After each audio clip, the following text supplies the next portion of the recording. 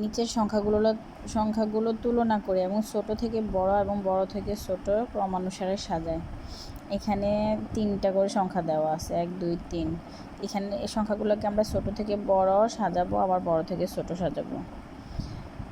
যেমন 328 ছোট, 432 540।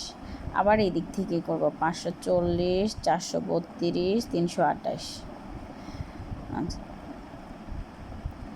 517 ছোট, 529 ছোট, 549, তারপর 549 529 517।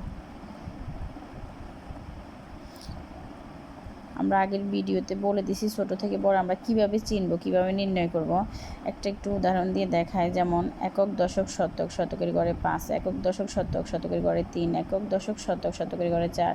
তাহলে 3 ছোট, 3টা 328 আমরা আগে লিখব। তারপর এখানে শতকের গড়ে 4, এখানে শতকের গড়ে 5, তাহলে 4টা ছোট 5টা বড়, 4টা আগে লিখব। 432 540।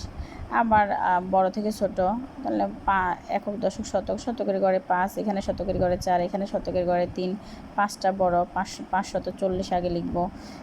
তারপর 432, তারপর 328। তাহলে আমরা আগের ভিডিওতে বড় ছোট নির্ণয়ের সিস্টেম শিখাই দিছি, দেখে নিবা। এখানে সমাধানগুলো করে দেওয়া আছে, সংখ্যাগুলো ছোট থেকে বড়, বড় থেকে ছোট।